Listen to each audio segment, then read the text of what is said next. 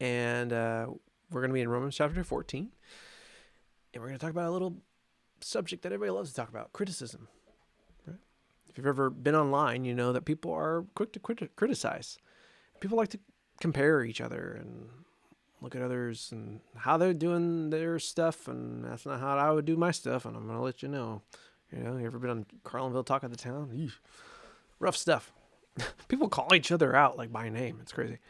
Or next door or neighborhood or anything like that. Yeah, not fun. Facebook has given us a level of anonymity, and we exercise it as if we would never see these people in public or something. And so Paul's kind of warning about the danger of criticism, especially in spiritual matters. So let's read in Romans 14. And here it is. It says, accept other believers who are weak in the faith and don't argue with them about what they think is right or wrong. For instance, one person believes it is right to eat anything, but another believer with a sensitive conscience will eat only vegetables. Those who feel free to eat anything must not look down on those who don't. And those who don't eat certain foods must not condemn those who do. For God has accepted them. Who are you to condemn someone else's servants? Their own master will judge whether or not they stand or whether they stand or fall.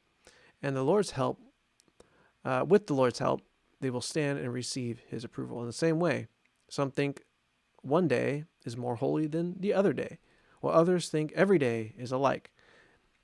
You should each be fully convinced of whatever day you choose is acceptable.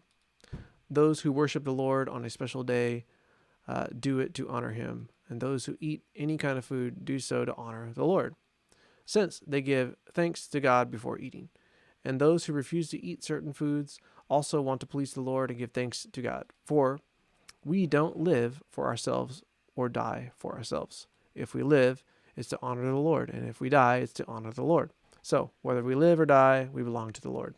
Christ died and rose again for that very purpose, so the Lord of the living, to be the Lord of the living and the dead. So why do you condemn another believer?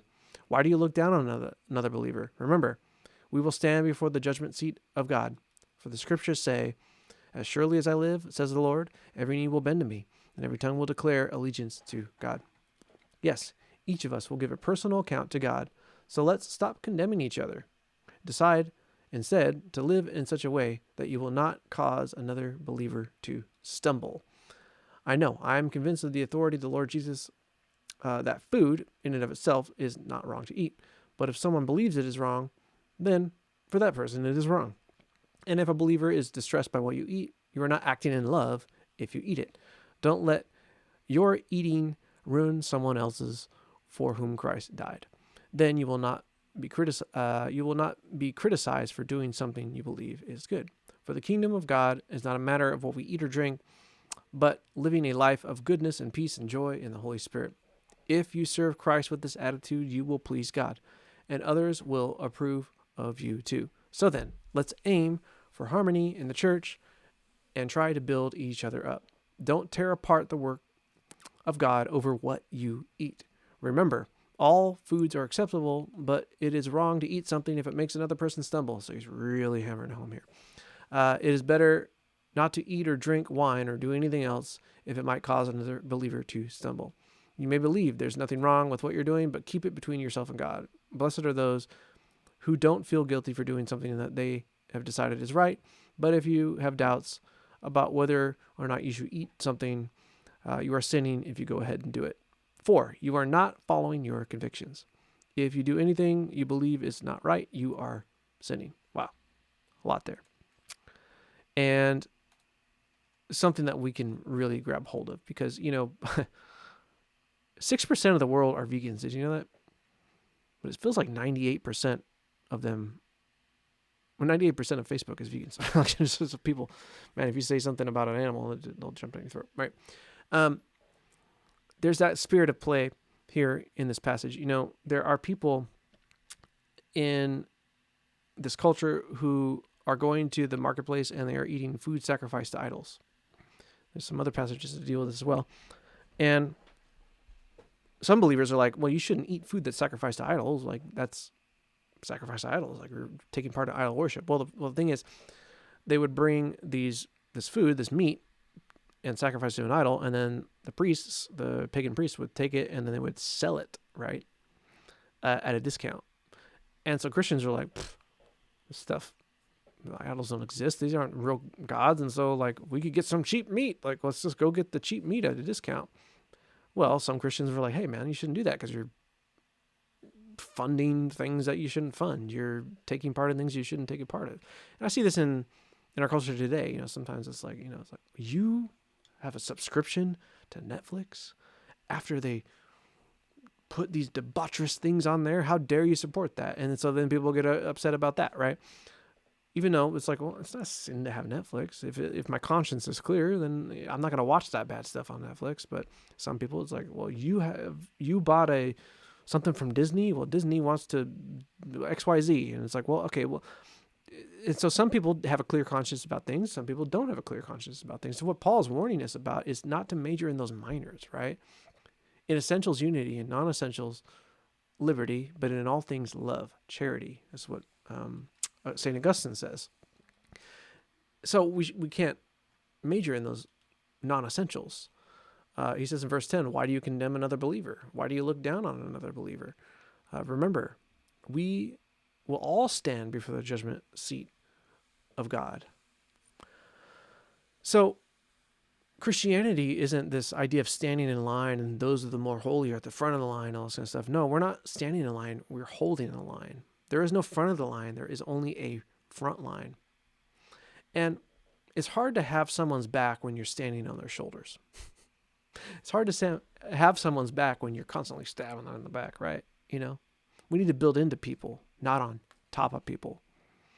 Three's a crowd, not a chord. Three's a chord, not a crowd. Sometimes we say like, three's a crowd. This is too many. No, three's a chord. It says in Ecclesiastes 4:12, a person standing alone can be attacked and defeated, but anyone who stands back to back can conquer. Three's even better, for a triple-bladed chord is not easily broken. And so we're supposed to have unity in Christ. We're supposed to be triple-braided. But there's going to be intricacies. There's going to be convictions that some people have that other people don't. And so here's how I like to say it. We all have liberties. Let's take the liberty of drinking alcohol. No matter where you look in Scripture, it's very clear. Drinking alcohol is not a sin. Being drunk on alcohol is a sin. And so the best way to not ever be drunk is to not ever drink. And so there's a lot of conversation about that, but it's probably the most divisive thing. And so what Paul is saying is, if you have that liberty, exercise it privately. Don't push it on other people. Don't wear it as a lifestyle, right? And if you don't partake in that liberty, don't condemn others that do. But also, don't push your piety on somebody else. Don't push your idea of holiness on somebody else. But here's what I'll say. Liberties become liabilities if used too liberally. Liberties become liabilities if used too liberally. If you do exercise that liberty for drinking, if you use it too liberally, you might cause someone else to stumble. And now it's become a liability, and now it's a sin. See how that works? And so that's what Paul is saying. He's like, look, the health of your fellow believers is far more important than you being able to do what you want to do. We're in this together. We're a three-braided cord, and that is not easily broken. So again, liberties become liabilities if used too liberally. Let's be about the gospel. Let's be about unity. Let's be about holding the line, not standing in the line, the front line, not the front of the line. No matter what your opinions are on certain areas of liberties, remember they become liabilities if used too liberally. That's what I have for you today. I'll see you next week.